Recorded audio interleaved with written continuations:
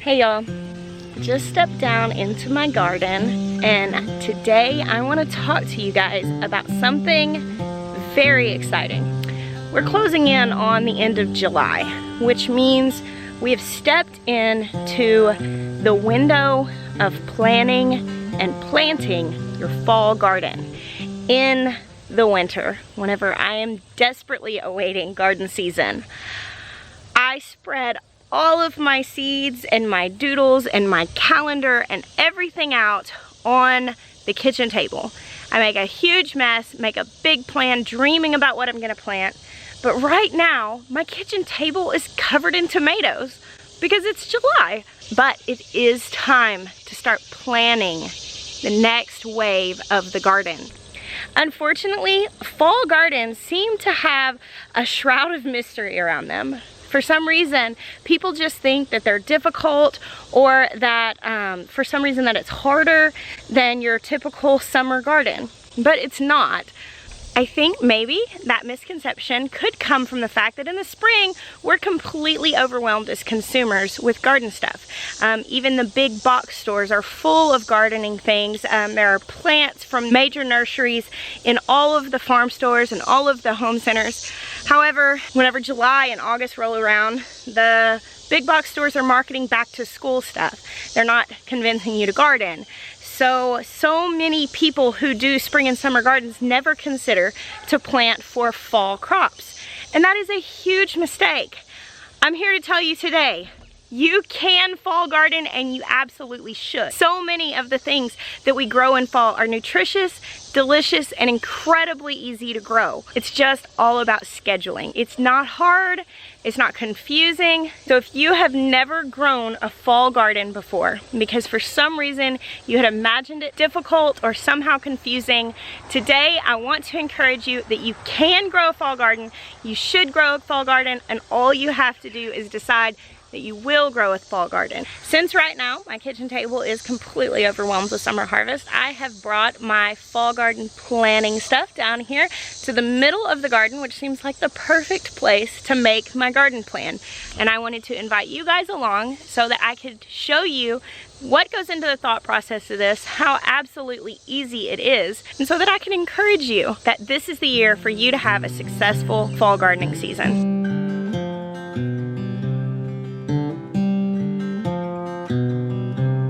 When you sit down to make your plan for your fall garden planting, the very first step is to find out what your first frost date is. Sometimes it's called the killing frost date. Quite easy, you just look it up on the internet. Just type into your browser first frost date. I'm right outside Conway, Arkansas, so I type in first frost date, Conway, Arkansas, and literally it pops up right here on the first screen. Now, what you're gonna get is a few different temperatures, and they might talk about probability.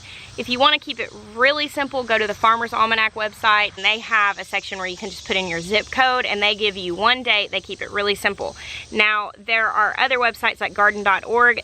That's what pops up whenever you just type it in to your browser. They tell you the likelihood of the first 20-degree night, the first 24-degree night, the first 28-degree night, and the first 32-degree night. What that is talking about is light frost versus hard frost. A light frost is categorized as 28 degrees to 32 degrees, and there are some vegetables that we're going to talk about growing that can actually withstand a light frost. Anything below 28 degrees is considered a hard frost, and at that point, most of your plants are at least going to really struggle. All of that aside, for the purpose of planning your fall garden, what you really need to know is when your first 32-degree night is projected. For my region, I'm kind of straddling right between zone 7A and 7B because technically we're in a 7B region, but we live up on a ridge, so our altitude's a little higher.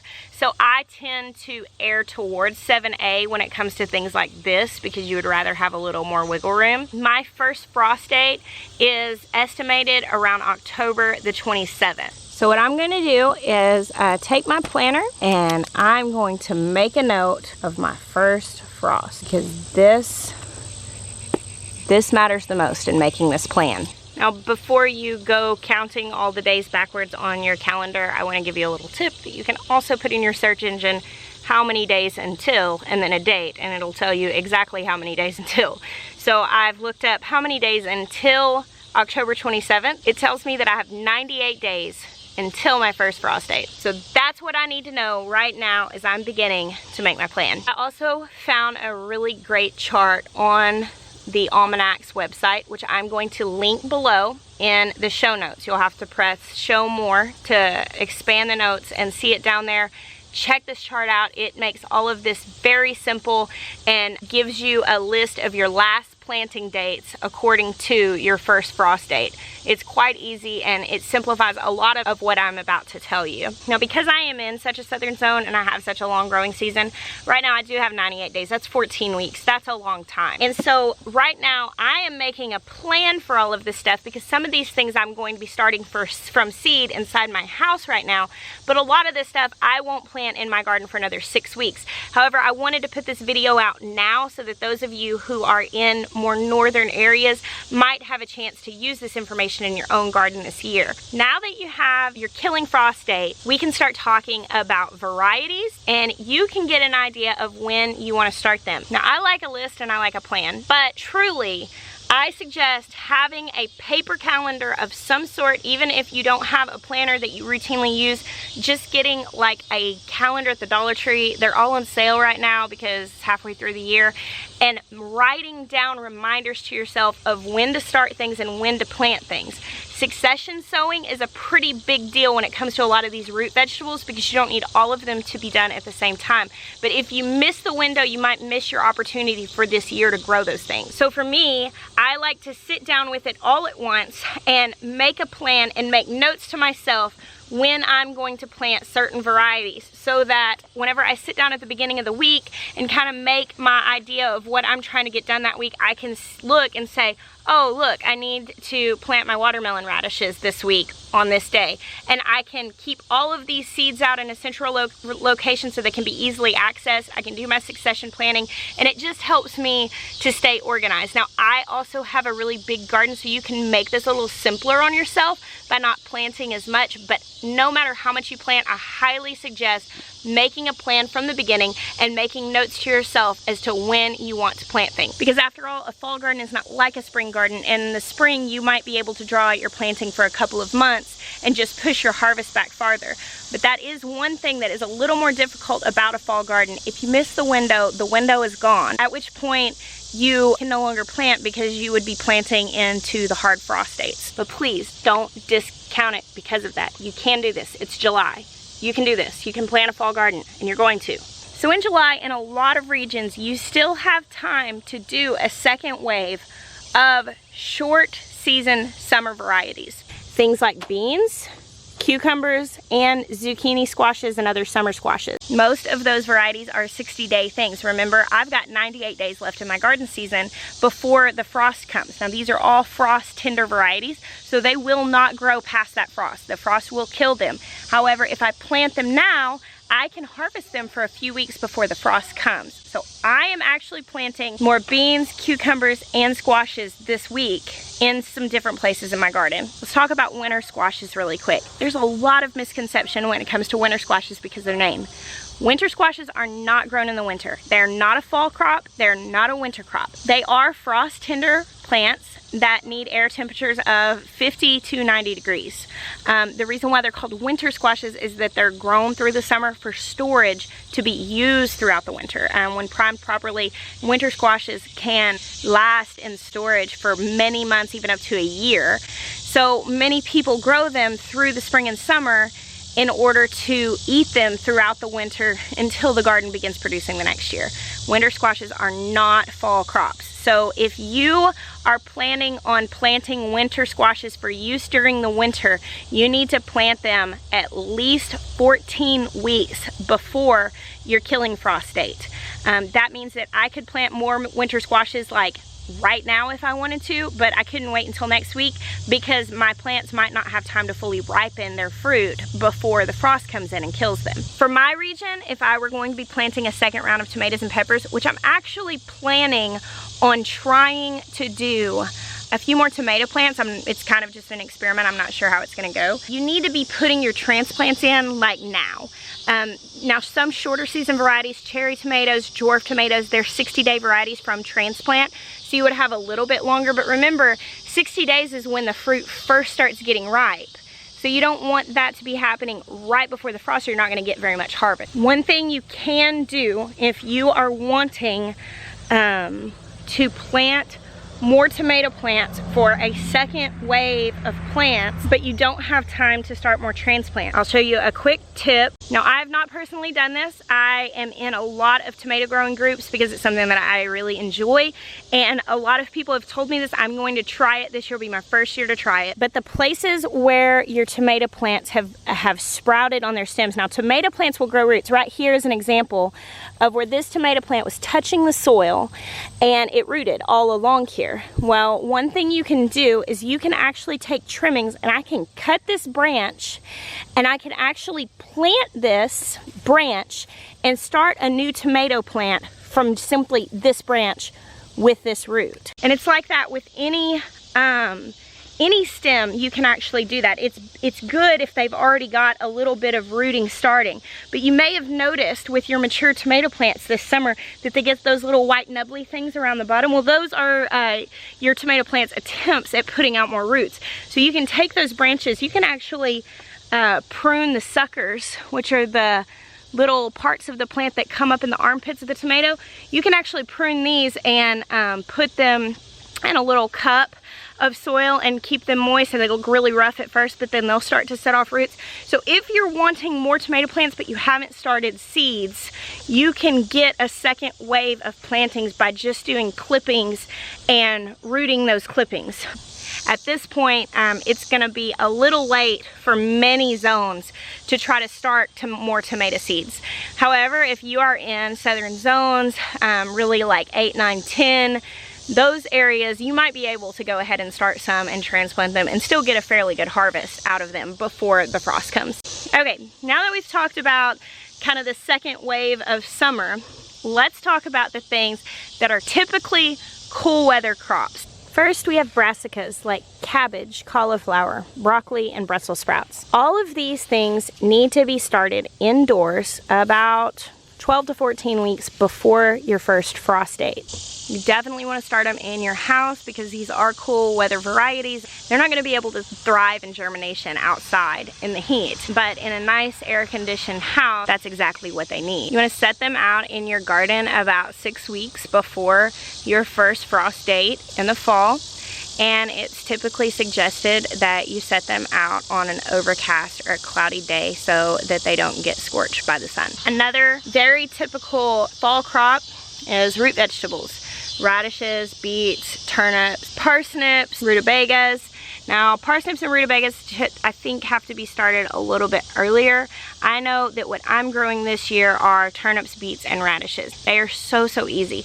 And don't write them off. If you think that you don't like these things because you have only had them prepared certain ways, I promise you, I thought I did not like radishes at all until I started growing them. And I grew them because they were easy. They're such a short season variety. You can have radishes in 23 days from seed to harvest. They don't do well whenever it's hot outside because they all bolt, but in the fall, they're amazing. They take on a nicer flavor. You can succession sow these things, which is what I'm going to do. Another fall root crop is carrots. They are much sweeter, much better flavor whenever planted in the fall. Figuring out exactly when you need to sow these things is really going to vary by variety. However, your seed packets are going to have a lot of information on them about how many days that variety is, and you just need to count back from your first frost date. And understand you have a little bit of wiggle room because all of these root vegetables, all of them typically say that the flavor improves after a light frost. So you figure out your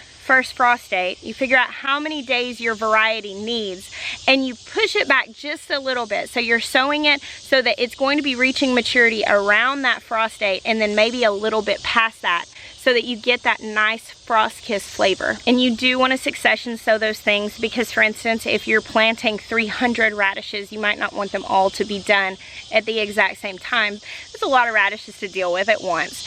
But if you space them out and say plant 100 one week and 100 the next week and 100 the next week, you're still staying in that okay window of harvest time, and you're spacing out how many you're gonna have done at the same time. Another thing that is just a staple for the fall garden are green leafy things. All of these things can survive light frosts. This year I planted my spring garden in February. I planted carrots, kale, peas, all kinds of lettuces and greens, and we had a crazy spring. We had sleet in the middle of April. It's very unusual for Arkansas. We were dealing with ice on April 20th, but all of my spring stuff was completely fine. I mean, covered up in ice. I was coming out and still picking kales and chard, baby lettuces, butterhead lettuces, all of those things were completely fine. Just a few of the varieties that I am going to be planting of root crop this year is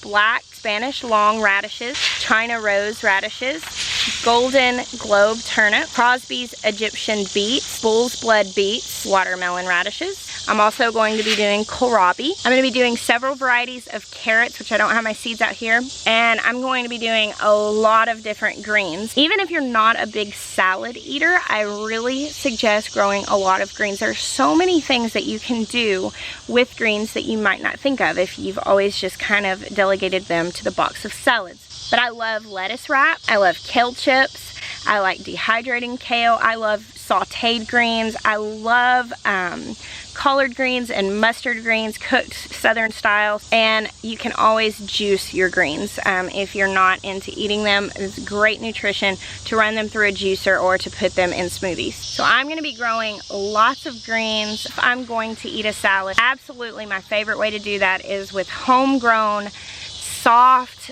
flavorful lettuces. It's just a completely different thing than a lot of the flavorless lettuces that you get in the store that are really chewy. They don't have a really good texture to them. They don't have a lot of good taste. Homegrown lettuces are completely different things. Some of my favorites, lettuce Merlot, Marvel of Four Seasons. A few new things that I'm trying this year are red Oric, salad Burnett. I'm doing a couple of different spinaches and a couple of different kales. I've grown several different kales. I still favor the blue curled scotch, which is the curly kale that most people are used to.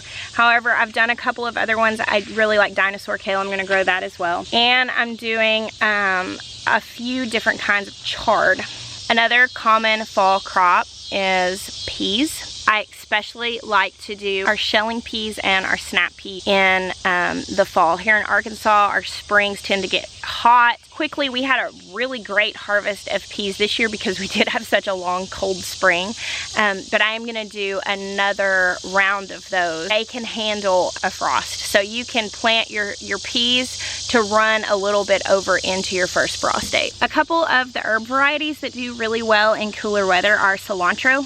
Cilantro is almost impossible to grow through the summer here where it's warm because it bolts so quickly, but you can grow it through the fall. And rosemary is evergreen, so it does great through the cooler weather. Now I will type out all of the varieties that I mentioned today in the show notes so you guys can have the correct spelling and look those up. Many of the seeds that I showed today are from Baker Creek. Some of them are from other places, but I will also link my favorite seed companies down there. One thing to remember whenever you're getting ready to plant your fall crops is that you're probably pulling stuff out from your summer garden. Therefore, your soil may need a little bit of attention as it might be a little spent from growing all of those delicious summer plants. So what you're going to want to do is mix some fresh compost into your soil several inches down. If you have the access to rabbit manure, it does not require composting before you use it. You can put it directly on your plants and it won't burn them. So a lot of times local Facebook farming groups are a good place to put out just an in search of post saying I'm a gardener that's looking for rabbit manure. One benefit to fall gardening is that a lot of the places are clearing out compost and soil amendments, especially box stores. Check your box stores for good deals at the end of the garden season right now, July, August. They're pulling in their holiday stuff, their back to school stuff. I have bought many organic fertilizers and soil amendments at Target for 60–70% off at the end of the season. Whatever you do, you're going to want to do something to add some nutrients back in your soil. Another thing to remember is that mulch is your friend. Even if you just use straw, you can actually shred those leaves that are falling off of your trees and mulch your garden with those. You need to put something down as we're going into the cold weather, putting these plants in to kind of give them a little bit of a layer of warmth for their roots. And it's just a good gardening practice to cover your soil. One factor that you might consider in your garden planning is with your space, what you can take out in order to make space. Now, I have space that I have left kind of loose for the fall garden, and over the summer, as plants have died, as things have come to the end of their growing season, I've pulled them out, amended the soil, remulched in some places, and just left those spaces empty because I knew this season was coming quickly. However, if you didn't make planned space for your fall garden, it's okay. Just start considering some things. Like here, I have this arched trellis of noodle beans. Now, they are pretty much on the end of their life cycle. I've got a lot of them hanging here that I am letting dry to save for seeds. I'm still getting a few beans here and there that are tender enough to eat, but for the most part, they've stopped flowering. Keep an eye out for the things that are really ending their life cycle. And if you are at the point that you need some space, you're not going to hit that window of planting for fall, tear those old things out, because it's not worth it to leave that space occupied by something that might give you 1 or 2 more weeks of harvest and then miss out on several weeks of harvest for a fall crop. That is kind of hard to do. I understand, because it's like, oh, this is still producing, but just take a look and really survey the plant. What kind of health is it in?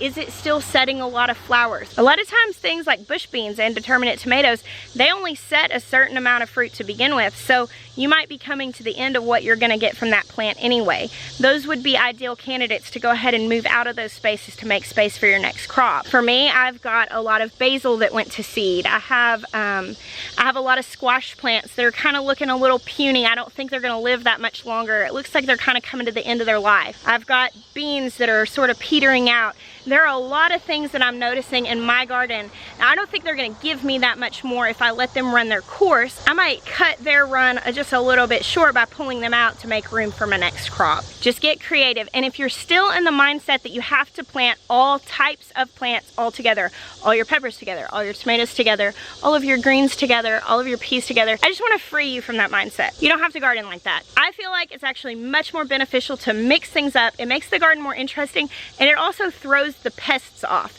because when they find a tomato plant, they don't find all the tomato plants because they're mixed out throughout the garden. Another benefit to a fall garden is the fact that because of the life cycle of some pests, you don't necessarily have to have the same struggles that you did in the spring. Now, there are still some struggles and there are still some pests, especially if you live in the southern regions where many places tout that the mosquito is their state bird. Yeah, we have a lot of insects, but the things that are growing through the months of September and October, they're not going to be riddled by the same pests that were around back in March and April. I would say, as a generalized statement, that there are less pests to deal with during the fall as the weather breaks than there are in the spring when we're gearing up for summer. One big benefit of fall gardening is that it's cooler. The heat of summer is really difficult on a lot of people, especially if you live in a really hot region, but even northern places when it's 90 degrees or when you have a lot of humidity, it can be really hard on anybody who has any sort of health issues,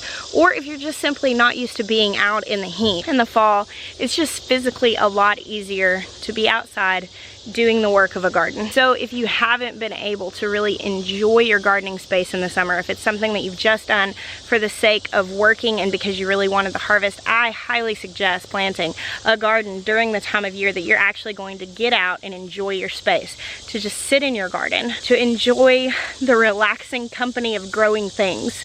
It is such a balm to your spirit. I absolutely 100% believe that everybody could benefit from spending time in a garden. And you know, fall gardening really opens that door to people who really struggle with being out in the heat. That's about all I've got when it comes to fall gardening.